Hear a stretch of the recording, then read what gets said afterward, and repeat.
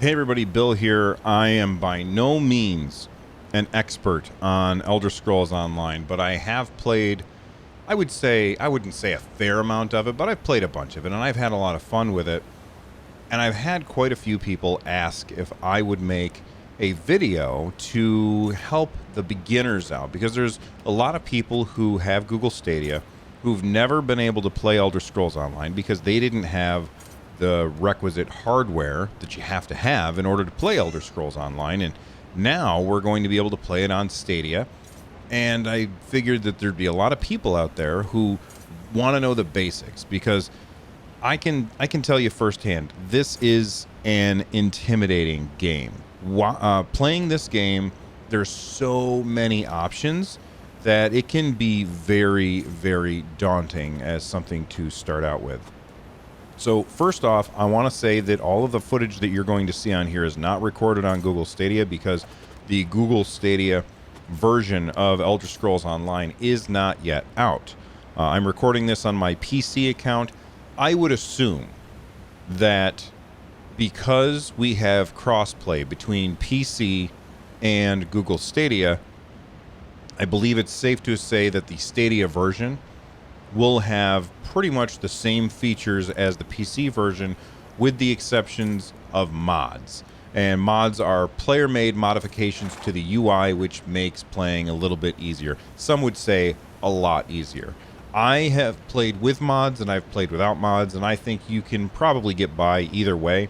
Although playing with mods is definitely an improvement in some ways, I don't think it's 100% necessary in order to enjoy the game.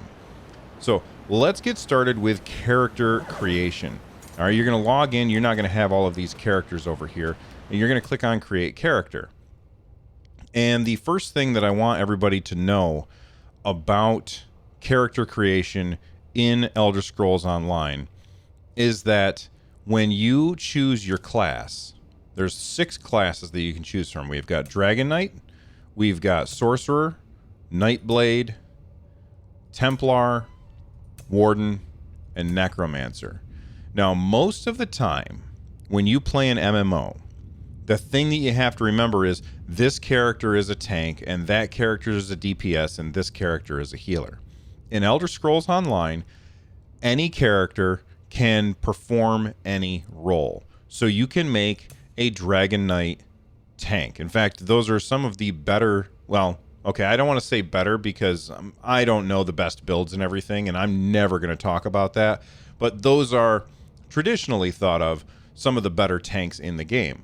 You can also make a Dragon Knight healer. You can make a Nightblade, which is kind of like roguish. You can make a Nightblade healer or a Nightblade tank. You can make a Warden, a Warden DPS character, or a Warden healer, or a Warden tank. And what I would say is, don't go into this expecting, okay, I'm going to play this kind of character. What is the best build for me to go with? I would advise that you don't do that. I would advise that you just go into it without looking up a bunch of stuff ahead of time as far as, builds and things like that. Don't worry about the meta. Just play what sounds cool to you. So, like right down here, as you pick your character, it's going to tell you all of these cool things about what that character can do. And just remember that every single one of these options, they can all tank, DPS, and heal, which is really, really cool. Let's go back to the race section here for a moment. What you're going to see is that there's an alliance. There's 3 different alliances. We've got the Daggerfall Covenant, the Aldemari Dominion, and the Ebonheart Pact. And each one of these has 3 races in them. So you've got the Daggerfall Covenant, which contains the Bretons, the Orcs, and the Redguard. Then you have the Aldemari Dominion, which contains the High Elves, the Wood Elves, and the Khajiit.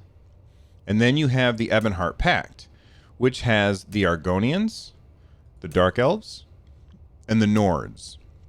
And if you have purchased this upgrade to your account, you can then become an Imperial And Imperials, I believe that they can join any one of these alliances. And there's also upgrades that you can buy that will allow you to make a race.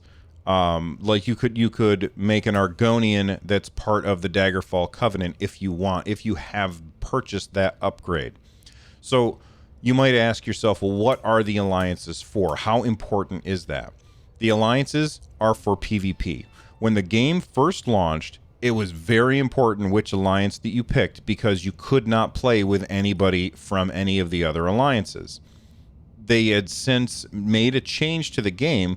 I believe this was in the 1 Tamriel patch, which made it so anybody could play with anybody else, which is really, really awesome. And in my opinion, one of the best things that they ever did to this game.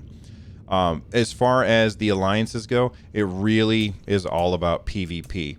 So if you're going to be in the Daggerfall Covenant, then you can only be on the Daggerfall Covenant team. And again, like I've said before, I am no expert. I have not played Elder Scrolls Online in a very long time, so maybe some of this stuff has changed. The next question somebody might ask about about character creation is which race is the best to go with which class? And for that, I would say, don't worry about that. And I know that there's going to be meta builds out there that you can go look up, and they'll tell you that, you know, if you go with, for instance, if you go with a Breton, it'll say down here, a racial skill of the Bretons reflect their affinity to the arcane, increasing their base magicka recovery, light armor, alliance point gain, spell resistance, and cost reduction of spells, allowing them to cast spells with little pause. So you see that and you're like, oh man, that sounds like a caster. I'm going to make sure that I make a Breton sorcerer. And sure, you can do that. And maybe the Breton is the best sorcerer. I don't know. But again, I wouldn't do that if I were you. What I would do is pick whichever one you think looks coolest. Because you're going to be stuck staring at this character for hundreds of hours. And if you don't like the way that they look, you're going to regret it. Even though maybe you get a few extra DPS by going Nord instead of Dark Elf, at the end of the day, I really don't think that it matters all that much. At least not to, I mean, sure, if you are in a high-end raiding guild that wants everybody to do the meta stuff, then hey, do what they do. But you're just starting out. Who knows what's going to happen? I would just pick whatever you think looks cool or sounds cool, okay? So that's character creation. And what I would do is just make a character that you think looks cool and get right into the game. So one of the things that I said a moment ago is that your character, doesn't matter what class you pick, you can fulfill any role by picking the right skills. And it's because of the flexibility of the skill system in Elder Scrolls Online that allows you to do that, which is one of the things that makes it just so damn cool. So let's actually take a look at this is my High Elf Templar, and let's take a look at his skills that he has. So you hit if you're using a controller, and I'm using a controller because I assume most people who are going to be playing on Stadia will probably be using a controller. But at the same time, if you want, you can bring up all of this stuff with the mouse and keyboard as well. But like I said, I'm going to stick with a controller because that's what I'm used to. So I'm going to bring up the skill system, and you got a lot of different skills. You get skills that you get from having your class, which in this case is a Templar. So I have 3 skill lines: Adriatic Spear, Dawn's Wrath, and Restoring Light.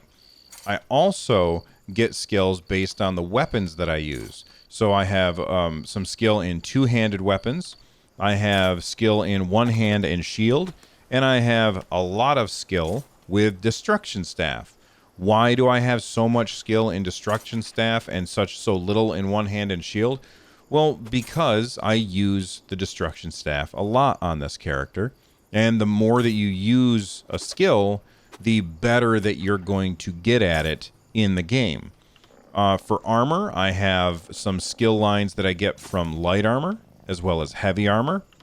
You also get skills by doing things. So here's my Ledger main. At some point, as you sneak around and do sneaky, steely stuff, you will pick up this skill line, and you can go through and do some quests for it, as well as use the skills from Ledgermain in order to unlock other stuff. Then there's soul magic. Then you have a racial skill. Every race has their own skill. I have high elf skills at 15 because I'm a high elf and I use the stuff in that quite a bit. Then you have a bunch of crafting skills as well. And for those of you who have played Elder Scrolls Online, remember, this is not a video for you. This is a video for newbies. So please don't look at my low skills and be like, man, this guy doesn't know anything. You're right. I probably don't know very much, but I know more than somebody who's never played the game before. And that's the people who I'm trying to help out, because a lot of people watch this channel are excited to play ESO and they've never had a chance to check it out before. One thing that I will point out that I think is really good is the Skills Advisor. If you go up to your Skills Advisor, and if you look down here on the bottom right, you can see it says, click in the left stick to change your build. Basically what this does, by clicking that, I get to pick what is it that I'm going to be focusing on for my particular character. And this, like, you can change this at any time. And you can change your skills at any time by going to a place in town and paying a little bit of money, and your skills will reset. And then you can rebuild them as you see fit, which is really, really great for people like me who can't ever make up their mind about anything. When you first start, it will have you on the initiate phase, which is basically saying this is recommended for new players, and you can stick with that. And if I click on that, what it's going to do is, in my skill advisor, in this middle area, it's going to tell me these are the skills that you should buy when you get skill points. So as you level up, you're going to get skill points. Right now, if you look in the bottom right, you can see that my name is RJS, my location is in Northern Elsewhere, and I'm level 15, and I'm roughly halfway through level 15, which is good to know. When I hit level 16, I'll probably unlock a bunch of features in the game, because you know they slowly roll out stuff for you in the game, and in addition to that, it will also give me skill points. Now, in addition to leveling up, there's also another way to get skill points, and you may have noticed this right up here on the top left where it says Skills Advisor Templar Initiate. Actually, I'm going to change that back because I want to leave it the way I had it. But it says up there points 0, meaning I don't have any skill points to spend. And on the right, just to the side of that, it says Sky Shards, 1 out of 3. So Sky Shards are these things that you're going to find throughout the world. And as you find these things, if you get 3 of them, you get a new skill point. Now, what I'm going to do is I'm going to stop recording for a second. I'm going to go see if I can find a Sky Shard so that you can see what it looks like. All right, so as you are riding along, you may see something like this, where you've got some light shooting up into the sky. That is an indicator that there's a Sky Shard in that area. And all you have to do is go up to it and use it. And your character will start glowing like that, and it'll say pieces collected 2 out of 3. And when I get 3 pieces, I will suddenly have a new skill point. So as you level up and you collect Sky Shards, you're going to get lots and lots of skill points in order to spend on your character, which means you get to unlock all of this stuff. And there's way more skills than you can see here. These are just the skills that I've unlocked so far at level 15. And even looking through this list, you can see that there's very few of them that I unlocked, which is really cool. That means that there's tons for me to do, and there's lots and lots of skill points for you to earn. The one thing that I want to make sure that I point out is the hotbar that you have. Now, right here, it shows me my primary hotbar. You get to have 2 hotbars, one for your main weapon, one for your off weapon. I just got the ability when I hit level 15 to use weapon swap, and I haven't bothered to fill out my backup weapon yet. But you've got your main bar and your back bar. And your main bar is, you know, that's the main set of skills that you're going to use, so you're going to assign those. And if I go into combat, I gotta find something to fight maybe over here. So you can see that my hotbar has filled up. I'm going to cast an ability. I'm going to dodge out of the way, and we'll talk about combat later. But you can see that I'm using the skills that I have. I'm making sure to use all of these skills. And I'm going to do a little bit of damage that way. Dodge out of the way. It's a very active kind of MMO. Alright, so now I killed those, and I can loot. Alright, so you unlocked... I always hit that wrong button. You unlock those skills, and you put them on your hotbar, and then you get to use them. Now, the thing that I want to make sure that everybody understands is as long as you have a skill on your hotbar, when you gain experience, then you gain experience in that particular category.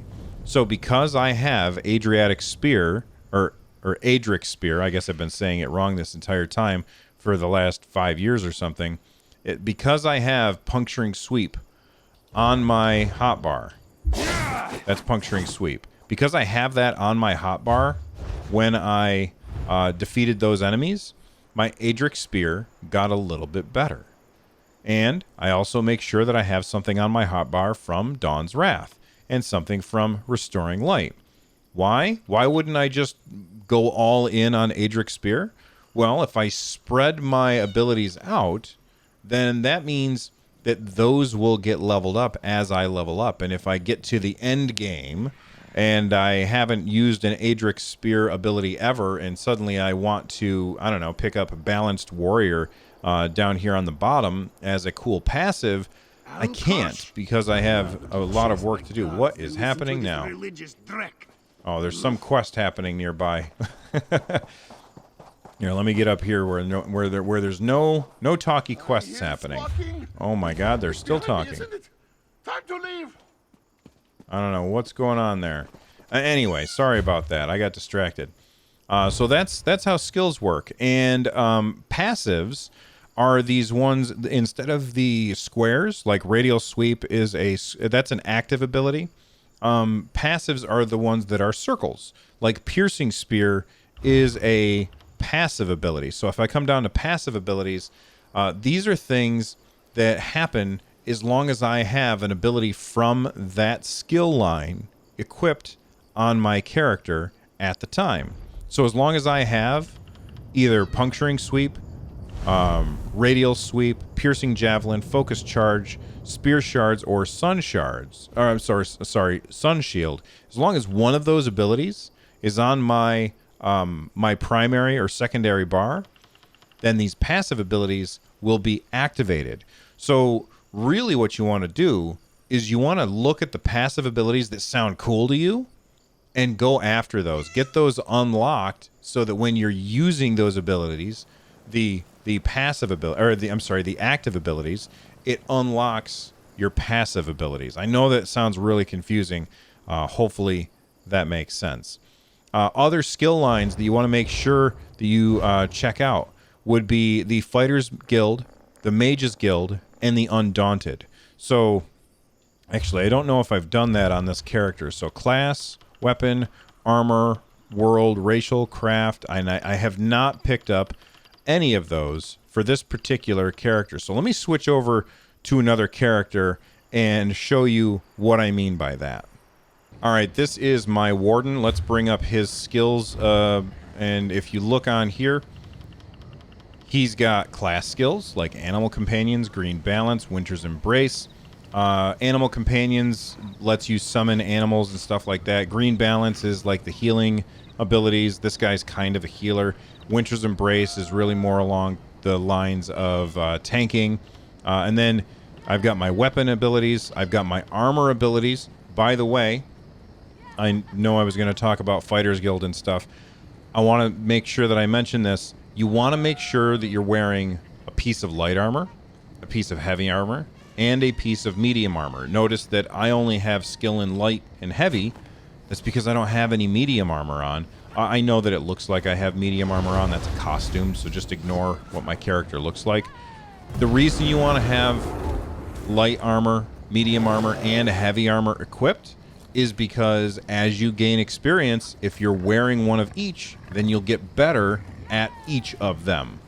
So you'll get better at light armor, medium armor, and heavy armor as you level up if you're wearing at least one of each.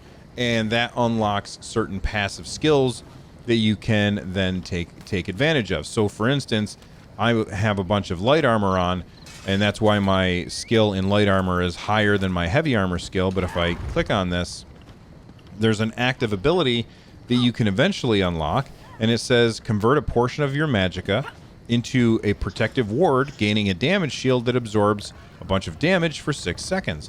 This is something that you can't do without leveling up your light armor.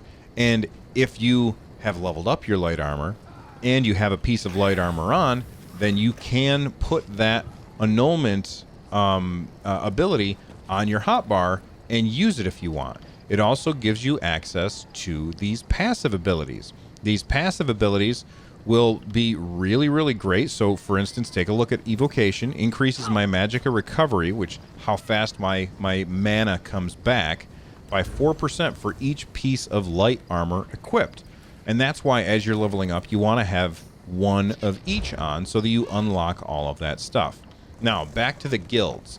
Now, in this game, there are guilds. Then there's two types of guilds. There's player guilds, and then there's NPC guilds. Player guilds, that's the kind of thing where, like, you're going to be, if you want, you can join the Nerd Nest. You go into guilds, you join the Nerd Nest, and you have people to talk to. All right? We're talking about the Fighters Guild, the Mages Guild, and the Undaunted. Now, on this character, I have not unlocked Undaunted yet. That's something where you have to go to the inn in your hometown of your alliance and talk to somebody in the bar. They're going to give you a quest to go do. You go do that quest. It unlocks the Undaunted skill line, which then gives you more passives. Remember, the key here is to get as many passives as you can, which are really, really good. So we've got Fighters Guild, Mages Guild, and people are always saying, well, which one should I join? Join both of them. And here's why you join both of them, because as you're playing, you're going to unlock passives. So the passives are really the name of the game. So you want to make sure that you join and get as many skill lines as you can. And even if they don't really fit with what your character does, like maybe your character is a dirty, sneaky thief, still go ahead and join the Mages Guild, because you never know if you're going to change your mind later. And leveling up those skills are going to give you more freedom to do what you want later on in the game, which I think is really, really, really cool. All right, the last thing that I want to talk about for skills is something that I'm going to need to level up or be able to spend a skill point in order to show you. So I'm going to pause the recording, and I'll come back after I have leveled one of my characters up. Probably a low-level character, because that'll be much, much faster. Stick around. All right, so I just leveled up to level 10 with this particular character. I'm going to show you what leveling up is like. I hold down my start button. Now I've unlocked the Dungeon Finder, which is really cool because then you can jump into dungeons very, very quickly. As long as you're a tank or a healer, DPS takes a little bit more time. I'm going to go ahead and claim those rewards. I'm going to hit OK. And I now have 3 ability points to put into wherever my character needs to put that stuff. I don't remember what I was working on for this particular character, so I'm just going to throw them into stamina and move on. Make sure you put your points in whatever it is that your character is focusing on. And now I can morph some abilities. So let me show you exactly what that looks like. So if I go into, let's say, oh gosh, one-handed and shield, and I go into low slash, and I click on that, I can now morph that ability into either deep slash or heroic slash. And I know that when using the controller, it doesn't really make a lot of sense. So what I'm going to do is I'm going to switch to mouse and keyboard, because I feel like that they did a better job with the UI for mouse and keyboard, especially for leveling up your character, or morphing the abilities, I mean. So if I go into my one-handed and shield, you see this little 3 square or diamond icon. That means that that ability can be morphed, and if I pick it, then I can choose to turn my low slash 4 into either deep /1 or heroic /1. And I look at those and make a decision on based on how I want that to change. So my new effect here is increases the damage dealt, now hits all targets near the initial enemy hit, and snares them. So this basically turns it into a cleave that snares enemies, which is really cool. Or I can go with Heroic Slash, which says you gain minor heroism, which is a buff, like a temporary buff, which increases my ultimate generation. So that means my ultimate ability starts to fill up faster. Now, of course, I'm on a character that does not have an ultimate ability yet. So let me go ahead and grab one just so I can show you what this looks like. Okay, Dragon Leap. So if you look, ultimate abilities, Dragon Leap is one that I can now unlock. I'm going to spend a skill point to unlock my ultimate ability. And it says here, ultimate abilities require a special resource called Ultimate before they can be used. You gain Ultimate by engaging in combat. Once you have enough Ultimate, you can use the Ultimate ability by hitting LB and RB, or I think it's 5, or maybe R on the keyboard. I can't remember. You get to pick the bind. And if you look at the icon, it's a square with a little yellow outline. When that yellow outline fills up, then you have your ultimate. So let me go find something to fight real quick. And oh, look at that. I already have it. So there's my ultimate ability. I just used up all of my ultimate in order to kill, or not kill, but in order to use that particular ability. Now, I have not played this character in ages, so I don't even remember the best way to play. So let me dispatch these guys, and we will move on to, I guess, combat is the next thing that I should talk about. But hold on, let me interrupt.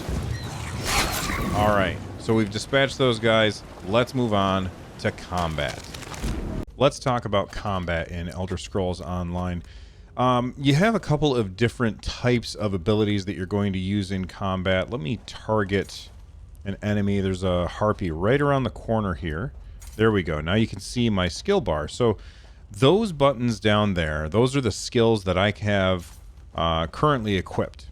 And if you watch when I cast one of these skills, you can see that it's using up my blue bar. My blue bar is my magicka.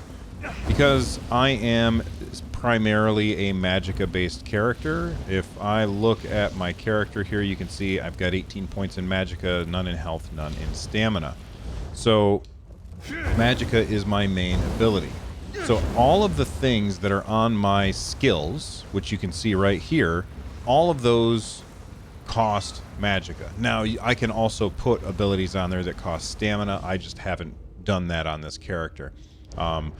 They all cost magicka. So you might wonder, well, geez, Bill, you're going to run out of magicka very, very quickly. In order to get your magicka back, what you have to do is you use your attacks. So those are your skills. Like this is a skill. And then if I want to use an attack, that's the on my keyboard and mouse, that would just be holding down the left mouse button, and on the controller here, that is pulling the right trigger. So I'm going to hit the right trigger. That is a light attack. All right. And if I hold it down, that's a heavy attack. So light attacks and heavy attacks refill your whichever is the thing that you have put the most points into. For me, it's going to fill up magicka. If you put the most points into stamina, that's what's going to get filled up when you use your light and heavy attacks. So for instance, if I am a character that uses, we'll say, melee instead of ranged attacks, then maybe I'm going to focus more on stamina. Hopefully that makes sense to you. All right. So down here, I'm going to try and look for a couple of things when I fight this particular monster. One, I'm going to look for telegraphs. Telegraphs are when they put a little glowing area on the ground. If you stand in that area and you get hit with that attack, it will usually stun you or knock you down. and then you need to react. You need to be able to jump back up, and on the controller we do that by hitting both triggers at the same time. Your character will shout and you'll hop back up, and this is basically breaking the CC, which is an old MMO jargon for crowd control. Basically, I've been crowd controlled, meaning taken out of the equation by knocking me down or stunning me or whatever, and I'm breaking that CC by hitting those buttons. Here's what else I might look for.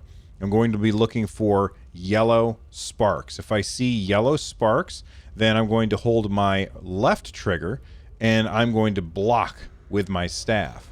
If the enemy hits me with a yellow spark attack while I am blocking with my staff, it will then stun that enemy or CC them for a short time, giving me more time to lay a big ol' heavy attack on them.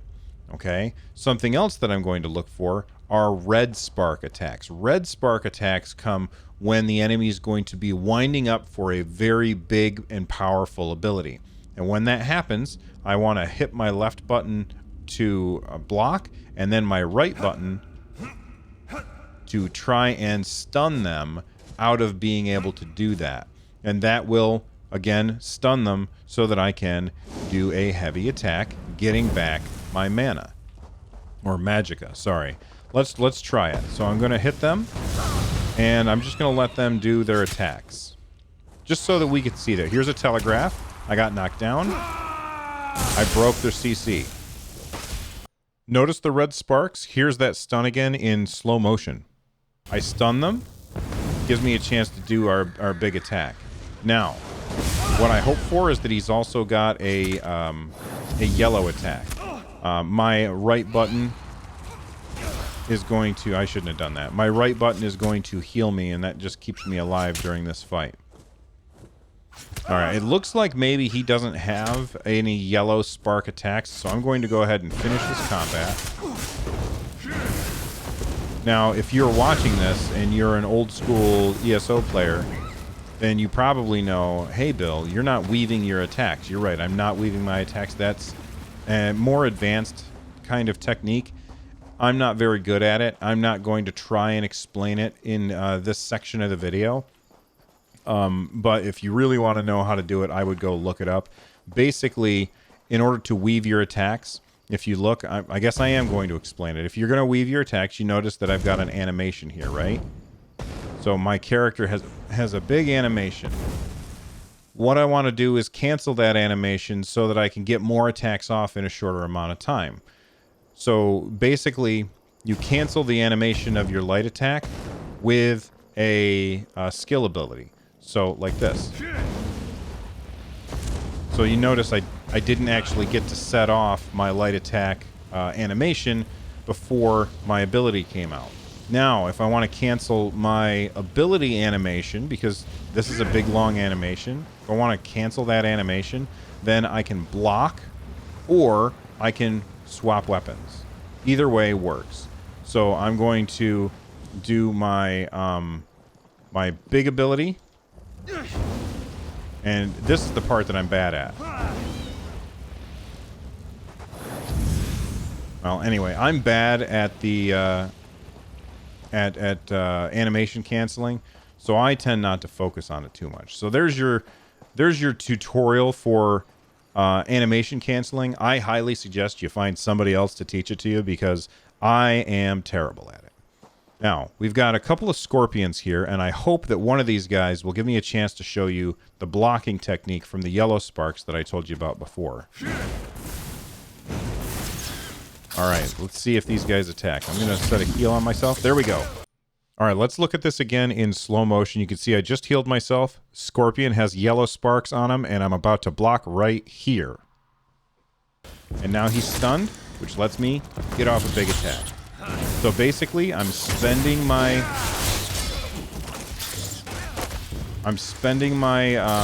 mana on my big abilities, and then I'm getting it back through either light attacks or heavy attacks. And that's the basics, like I said, basics of combat in Elder Scrolls Online. Okay, the last two things that I want to talk about are, well, first off, is one of them is something that I have never really taken advantage of, and that is the Stable Master. You want to come and talk to the Stable Master every single day. The reason why is because each day you can talk to the Stable Master, you can view the stable, and you can spend a little bit of money to increase your riding skill. Now, there's three ways that you can increase your riding skill, either through speed, stamina, or carry capacity. What I think is the best way to go is to go with speed and carry capacity, unless you're going for PvP, because then if you're playing PvP, you're going to be on your mount quite a bit. And when you're on your mount in PvP, you can get knocked off. So basically, increasing your horse's stamina will allow your mount to sprint for a longer period of time, and it will take more hits before you get knocked off of your horse. If you want to travel a whole bunch, you can spend money on increasing your speed, and then it says here that it is trainable again in 20 hours. So when I come back tomorrow, I can do the exact same thing and keep doing that every day. Now, of course, when you first start playing, you're not going to have the money to throw at the Stable Master. And also keep in mind that that is not an account bound thing. That is a character bound thing. Like, look at how fast that guy's going. That guy has spent money on his mount. There's no way I can catch up to him. He's a much, much faster horse rider than I am. So every single day you're going to want to do that, and you're going to want to do that on every character that you're going to play. That's something to keep in mind. The last thing to keep in mind is, and this is just advice. This is not something that I would say is required or anything, but you're going to be tempted to go on websites and look up the best builds for DPS for, maybe you want to be the best Dragon Knight caster. And you're going to want to look up these builds, and you're going to find, oh man, they say to do this, this, this, and that. I would say don't bother with that. Just open up your skills, see what sounds cool, and spend your skill points, which looks like I have 5 skill points here that I haven't spent, right, because I haven't decided what I want to spend them on. You can spend your skill points in ways that you think sound cool. There's going to be guilds out there that will only take meta builds. That means a build that where everybody has determined that this is the best DPS for this particular thing. And it's your prerogative if you want to join guilds like that. My guild, the Nerd Nest, is not like that, and mine's just a social guild. It's a guild where people can just casually play the game and talk to each other. And I hope that you found this video useful. I would avoid looking up guides, looking up meta builds. Just, if you have questions about how to do something in game, of course, look that up. But I wouldn't go and try and copy somebody else's build. You're not going to have nearly as much fun as you would if you were just playing the game and going through and doing it the way that sounds coolest to you, even if that means that you're not going to have the best DPS or damage per second in the game. Anyway, thanks for watching. Don't forget to do all of the YouTube things that we always ask you to do. We ask you because it really does help. I'm out of here, and I will see you next time. Bye-bye.